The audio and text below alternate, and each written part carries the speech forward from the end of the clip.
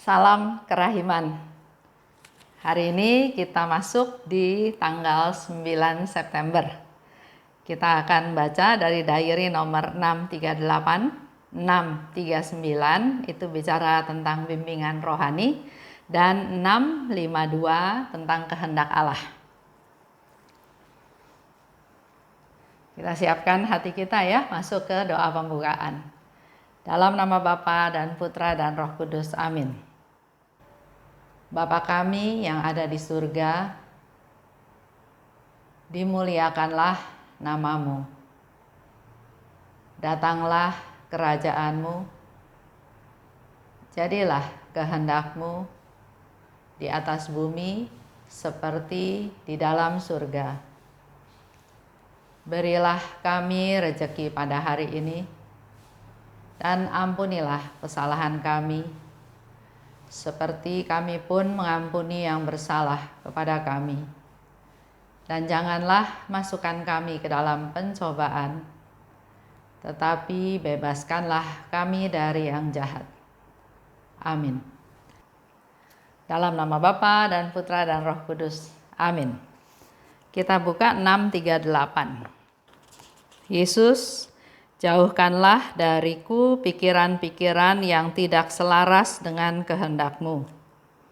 Aku tahu bahwa kini tidak ada suatu pun yang mengikat aku kepada bumi ini selain karya kerahiman ini. 639. Kamis, dalam adorasi petang hari, aku melihat Yesus didera dan disiksa. Ia berkata kepadaku, "Putriku, aku menghendaki agar dalam hal-hal yang paling kecil pun engkau mengandalkan Bapa pengakuanmu. Pengorbanan-pengorbananmu yang paling besar pun tidak menyenangkan hatiku kalau engkau melaksanakan tanpa izin Bapa pengakuanmu. Sebaliknya, pengorbanan-pengorbanan yang paling kecil pun memiliki makna yang besar dalam pandanganku kalau pengorbanan itu dilakukan dengan izinnya. Pekerjaan-pekerjaan yang amat besar pun tidak bernilai dalam pandanganku kalau dilakukan berdasarkan kemauan sendiri. Seringkali pekerjaan-pekerjaan seperti itu tidak selaras dengan kehendakku dan lebih mendatangkan hukuman daripada pahala. Dan di lain pihak, bahkan kegiatanmu yang paling kecil pun, kalau engkau lakukan dengan izin Bapa pengakuanmu, menyenangkan dalam pandanganku dan sangat membahagiakan aku. Berpegang teguhlah selalu pada kata-kataku ini. Tetaplah waspada, karena banyak jiwa akan berpaling dari pintu neraka dan akan memuji kerahimanku. Janganlah takut akan suatu pun, karena aku selalu menyertaimu. Ketahuilah bahwa dari dirimu sendiri engkau tidak dapat melakukan suatu pun. Lanjut 652. Ada satu kata yang aku perhatikan dan terus-menerus aku renungkan. Kata-kata itu adalah segala sesuatu bagiku. Aku hidup olehnya dan mati karenanya, dan kata itu adalah kehendak kudus Allah. Ia adalah makananku sehari-hari. Seluruh jiwaku mendengarkan dengan penuh perhatian kepada kehendak Allah. Aku selalu melakukan apa yang diminta Allah dariku, meskipun naluriku seringkali gemetar dan aku merasakan bahwa kebesaran hal-hal ini melampaui kekuatanku. Aku tahu dengan baik apa arti diriku sesungguhnya, tetapi aku juga tahu apa arti rahmat Allah yang menopang aku. Kita lihat di 638. Itu doanya Suster Faustina. Yesus, jauhkanlah diriku dari pikiran-pikiran yang tidak selaras dengan kehendak-Mu. Kita sebagai manusia, Suster Faustina juga sadar akan ketidakberdayaannya kepapaannya, bahkan juga ketidakmampuannya. Oleh sebab itu, dia minta, Yesus, jauhkanlah diriku dari pikiran-pikiran yang tidak selaras dengan kehendak-Mu. Itu pun bisa terjadi ya dalam hidup kita sehari-hari. Kita tahu kehendak Tuhan. Tapi sering ada pikiran-pikiran, ada godaan, ada gangguan yang menyebabkan kita jadi tidak melaksanakan kehendak Tuhan. Di sini Yesus berkata, Aku menghendaki agar dalam hal-hal yang paling kecil pun engkau mengandalkan Bapa pengakuanmu. Jadi dalam hal ini, Yesus memang minta kepada Suster Faustina jangan hanya berdasarkan pemikiran sendiri. Untuk hal yang sekecil apapun, bertanya kepada Bapa pengakuannya. Hal ini memang diminta oleh Yesus kepada Suster Faustina karena kalau kita baca di diary, ada tulisan-tulisan sendiri, tulisan Suster Faustina yang dikatakan, saya juga nggak tahu mau mulai nulisnya bagaimana. Apa yang engkau katakan pun aku tidak mengerti. Tapi karena engkau minta tulislah, maka dia menulis. Di sini juga mau dikasih satu masukan, satu dukungan, satu persiapan yang Yesus berikan kepada Suster Faustina. Kita semua tahu ya, Suster Faustina hanya sekolah sampai kelas 3 SD. Sementara apa yang didiktekan oleh Yesus itu di luar kemampuan anak umur kelas 3 SD. Dan memang Suster Faustina bukan ahli teologi, bukan juga belajar filsafat, dia hanya seorang anak sekolah sampai 3 SD. Oleh sebab itu, Suster Faustina perlu bimbingan. Dan bimbingannya oleh Yesus diberikan kepada Pastor Sopocko. Kita tahu ya dari tulisan-tulisannya Suster Faustina juga ada yang menganggap bahwa Suster Faustina itu sedang berhayal, berimajinasi, berhalusinasi. Dia bilang, kata Yesus saya mau jadi santa. Dia juga katakan saya melihat Yesus seperti ini, seperti itu. Ya. Pernah di Vilnius dia bilang dia lihat Yesus mengeluarkan sinar. Sementara suster yang lain, siswi yang ada di sana bilang, iya saya lihat sinar, tapi nggak lihat Yesusnya. Atau lihat Yesus, tapi nggak dengar suaranya. Ya, jadi hal-hal seperti ini harus didukung oleh Bapak pengakuan, Bapak rohani, pembimbing yang memang punya keahlian dalam bidang tersebut. Pastor Sopocko ini adalah seorang profesor, seorang dosen yang ngajar di 2 universitas yang ada di Vilnius. Jadi untuk hal-hal tertentu, Suster Faustina perlu pembelaan dalam tanda kutip. Apa yang ditulis, apa yang diceritakan itu diceritakan kepada Pastor Sopocko. Otomatis Pastor Sopocko juga harus menggali ilmunya dia, pengetahuannya dia, pengalamannya dia, dan dasar-dasar pemikiran untuk mendukung apa yang Suster Faustina tulis atau Suster Faustina katakan. Sehingga di sini Yesus bilang, dalam hal sekecil apapun engkau mengandalkan Bapa pengakuanmu. Yang kedua, dikatakan lagi, pengorbanan-pengorbananmu yang paling besar pun tidak menyenangkan hatiku, kata Yesus ya, kalau engkau melaksanakan tanpa izin Bapa pengakuanmu. Jadi kalau kita melakukan atau Suster Faustina melakukan sesuatu yang besar pun, itu belum tentu menyenangkan Yesus. Karena kalau dilakukan tanpa izin Bapa pengakuan. Sebaliknya, pengorbanan-pengorbanan paling kecil pun memiliki makna yang besar dalam pandanganku kalau pengorbanan itu dilakukan dengan izinnya. Suster Faustina diwajibkan oleh Tuhan Yesus untuk taat pada Bapa pembimbingnya dalam hal yang sekecil-kecilnya. Begitu pula sebetulnya dalam hidup kita, Tuhan juga meminta kita untuk taat. Taat bukan hanya hal-hal besar, hal yang sekecil-kecilnya pun kita perlu taat pada Tuhan.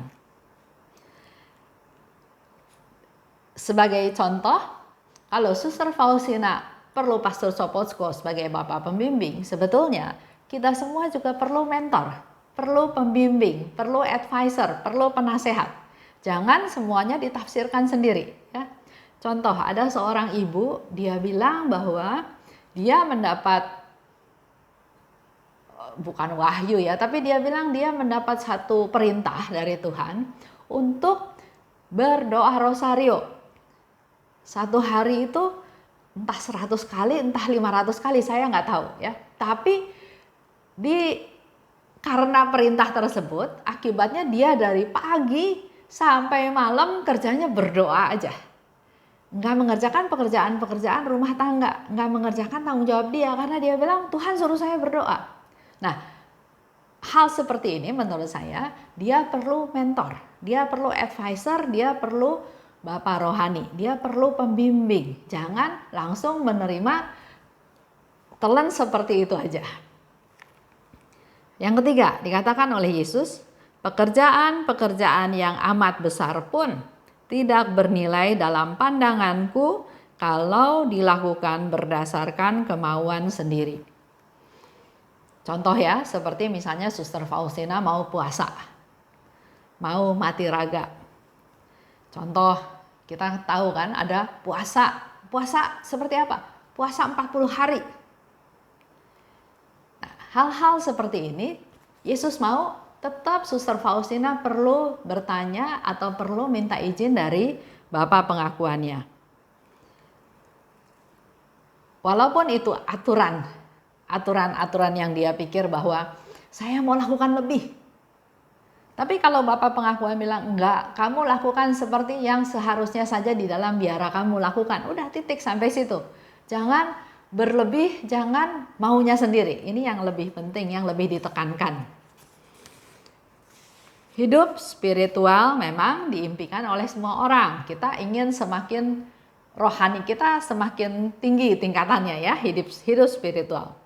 Tapi untuk berjalan aman di jalan spiritual, maka kita perlu bimbingan orang yang bijaksana atau pengalaman. Ya, jangan seperti ibu tadi yang doa rosario dari pagi sampai malam, akhirnya dia melalaikan kewajibannya sebagai ibu rumah tangga, nggak masak, nggak nyuci, nggak beres-beres rumah, sampai akhirnya suami dan anak-anaknya mengeluh. Pasti bukan itu yang Tuhan kehendaki ya, karena panggilan dia sebagai seorang istri, seorang ibu, bukan rohaniwan yang 100% hidupnya di biara, hidupnya untuk Tuhan. Keempat, seringkali pekerjaan-pekerjaan itu tidak selaras dengan kehendakku dan lebih mendatangkan hukuman daripada pahala. Jadi ada yang kita lakukan, sekarang Tuhan Yesus mau kasih tahu bahwa hal itu enggak selaras dengan kehendakku, bukan mendatangkan hal yang baik, tapi justru mendatangkan hukuman. Ya, kita kan melakukan sesuatu perbuatan baik, dan Yesus katakan enggak mendatangkan pahala, malah mendatangkan hukuman. Di diary yang lain Tuhan Yesus pernah berkata, 1 jam bersamaku lebih baik daripada mendera sepanjang tahun. Ada ya waktu zaman dulu, mungkin zamannya Suster Faustina, ada yang biarawan-biarawati itu yang hidupnya dengan mendera. Dia sebagai ungkapan tobatnya, memohon pengampunan dosa dari Tuhan, dia mendera tubuhnya sampai ada yang berdarah-darah. Nah, di sini Yesus bilang 1 jam bersama Tuhan itu lebih baik daripada mendera sepanjang tahun. Berdoa tanpa henti tapi tidak melakukan kewajiban, itu juga percuma, Tuhan katakan ya. Ada satu contoh, dia seorang pemain musik ya, dia seorang pemain musik. Dan di dalam kelompoknya sangat diperlukan supaya setiap pertemuan itu suasananya meriah, ada yang main musik. Tapi kalau dilihat dari kehidupannya sehari-hari, setiap hari yang dia lakukan adalah main musik dari satu tempat ke tempat lain, satu tempat ke tempat lain. Dan kita nggak melihat tanggung jawab dia sebagai seorang kepala keluarga. seorang ayah ya, sebagai seorang kepala keluarga. Kita lihat istrinya begitu banting tulang. Waktu itu setahu saya dia kalau nggak salah berjualan makanan ya, berjualan gado-gado. Setengah mati dia melakukan pekerjaan tersebut, tapi seolah-olah suaminya nggak bantu apa-apa, karena dia bilang, oh saya mau pelayanan, saya mau bernyanyi memuji Tuhan, saya mau main musik memuji Tuhan. Kita lihat, ya oke, tapi menurut kita semua menilai dia belum melakukan tugasnya sebagai kepala keluarga. Sementara istrinya susah payah mencari uang untuk menghidupi keluarganya, tapi dia sepertinya ya senang-senang setiap hari bernyanyi ke sana, bermain musik ke sana ke sini tanpa berpikir kewajibannya. Nah, ini dikatakan berdoa tanpa henti, melakukan pelayanan tanpa henti, tapi tidak melakukan kewajibannya. Hal ini juga nggak berkenan sama Tuhan. Setiap orang panggilan itu ada tugasnya, ada kewajibannya. Yang kelima dikatakan, tetaplah waspada karena banyak jiwa akan berpaling dari pintu neraka dan akan memuji kerahimanku. Jadi di Suster Faustina diminta oleh Yesus untuk tetap waspada. Waspada dalam hal ini tetap berdoa, tetap melakukan silih untuk orang-orang yang berdosa. Manusia berdosa itu dalam sakramen tobat, mereka diselamatkan dari pintu neraka. Jadi orang-orang berdosa ini yang tadinya barangkali sudah ada di depan pintu neraka karena dia melakukan banyak kesalahan, banyak dosa, dengan kita berdoa buat dia, dengan kita melayani dia, dengan kita bercerita tentang kerahiman Tuhan, kita mengajak dia untuk bertobat, dia menerima sakramen tobat, maka yang terjadi adalah banyak jiwa-jiwa akan berpaling dari pintu neraka dan akan memuji kerahimanku. Karena dosanya diampuni oleh Tuhan dan dia mengalami kerahiman Tuhan. Yang keenam, janganlah takut akan suatu pun, karena aku selalu menyertaimu. Itu janjinya Tuhan Yesus. Ketahuilah bahwa dari dirimu sendiri engkau tidak dapat melakukan suatu pun. Diulang-ulang diingatkan bahwa memang dari diri sendiri kita nggak bisa melakukan apa-apa. Kepandaian kita, kehebatan kita, daya pikir kita, daya imajinasi kita, strategi kita, kreativitas kita, itu semua dari Tuhan. Kalau nggak ada Tuhan yang kasih, kita nggak bisa apa-apa. Jadi di sini kembali diingatkan bahwa engkau tidak dapat melakukan sesuatu pun dari diri sendiri, dari kemampuan sendiri, dari kehebatan sendiri, enggak. Jadi jangan pernah ada orang yang merasa sombong, merasa lebih, merasa hebat, karena semua itu dari Tuhan, bukan dari kita sendiri. Yang perlu buat kita lakukan adalah kita harus taat. Dengan ketaatan pada kehendak Tuhan, kita otomatis menjadi orang-orang yang rendah hati. 6:52 di situ dikatakan, ada satu kata yang aku perhatikan dan terus-menerus aku renungkan. Suster Faustina katakan ya.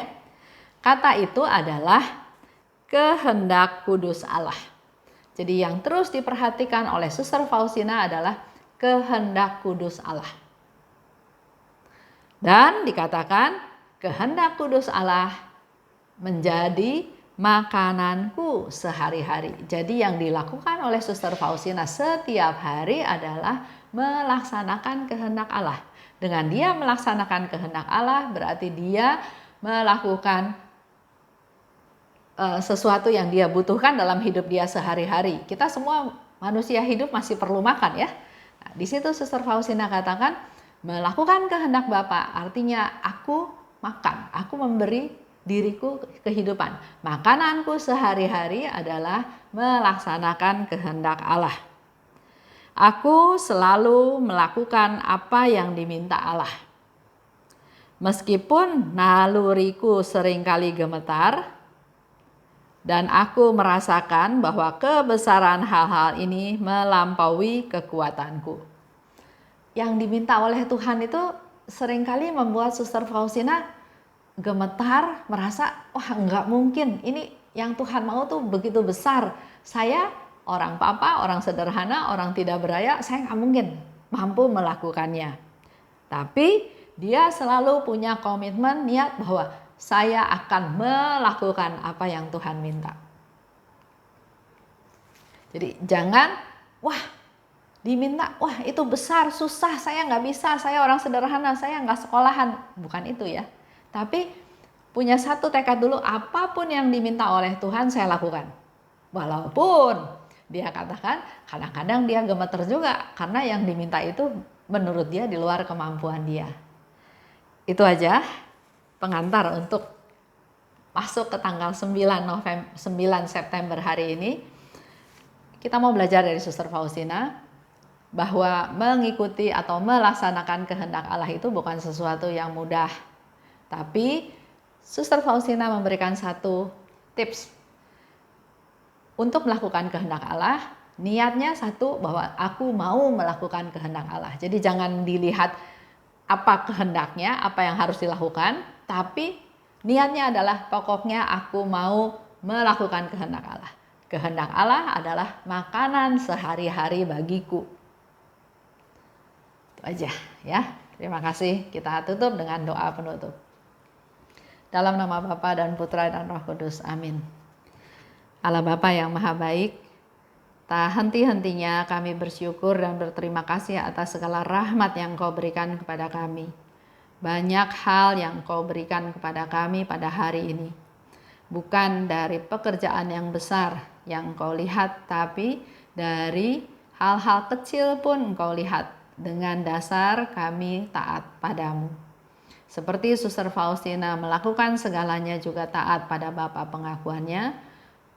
Oleh sebab itu kami juga sungguh mau taat Tuhan untuk mendengarkan, menuruti, melaksanakan perintah-Mu dalam hal yang sekecil-kecilnya.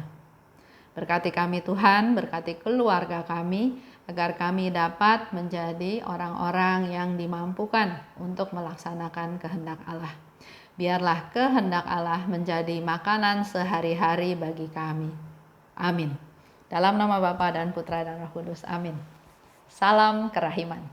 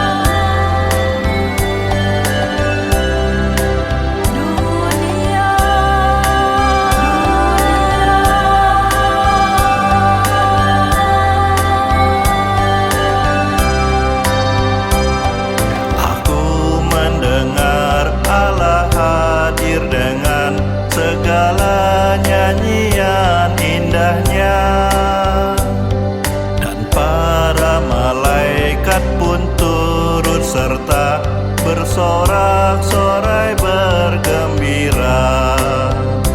Aku rindu mempersembahkan kemuliaan kepada kerahiman-Mu, biar semua terjadi adanya, dan walau